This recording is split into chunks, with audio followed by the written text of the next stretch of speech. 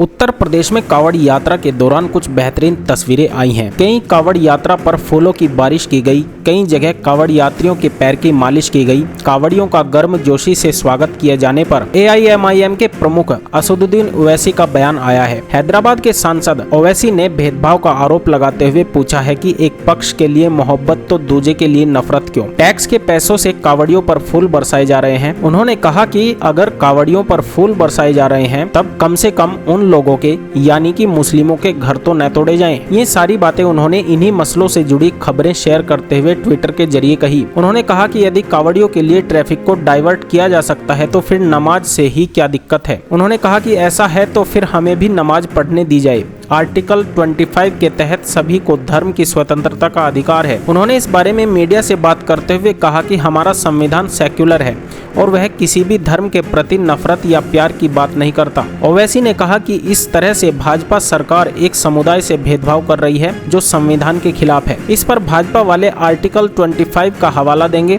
लेकिन फिर यह भी बताएं कि नमाज पढ़ने से किसे दिक्कत है और उन्हें क्या नुकसान हो रहा है। यदि आपका नारा सबका साथ सबका विकास और सबका विश्वास है तो इस तरह का काम उसके मुताबिक तो नहीं है। असदुद्दीन ओवैसी की टिप्पणियों पर यूपी के डिप्टी CM केशव प्रसाद मौर्य ने जवाब दिया है। उन्होंने कहा कि असदुद्दीन ओवैसी तो देश विरोधी बातें करते रहते हैं, वह हमेशा हिंदू मुस्लिम करते रहते हैं। ओवैसी का बयान जहर फैलाने वाला है। उन्होंने कांवड़ियों के स्वागत को लेकर कहा कि यह तो भारत की प्रथा है। उन्होंने कहा हम तीर्थ यात्रियों की सेवा करते थे, करते हैं और आगे भी करते रहेंगे। मौर्य ने आगे कहा, एक से मोहब्बत और एक से नफरत वाला बयान तो इस प्रकार की घटिया लोग ही दे सकते हैं। वोट बैंक की तलाश में भटक रहे ऐसे लोग इस प्रकार का जहर फैलाने की कोशिश करते हैं। हमारी सरकार सबका साथ सबका विकास करती है। वहीं बीजेपी विधायक शलमणि त्रिपाठी ने भी ओवैसी पर पलटवार किया है। उन्होंने कहा, पूछ रहे कि कांवड़िया पर पुष्प वर्षा का पैसा कहां से आ रहा है। ये भी भला सवाल है। पैसा तो वहीं से आ रहा है जहां से हज यात्रियों और हज हाउसों के लिए आता है। पैसा वहीं से आ रहा है जहां से मुफ्त की रोजा इफ्तारी के लिए आता है। पैसा वहीं से आ रहा है जहां से मदरसों की इस्लामिक तालीम के लिए आता था।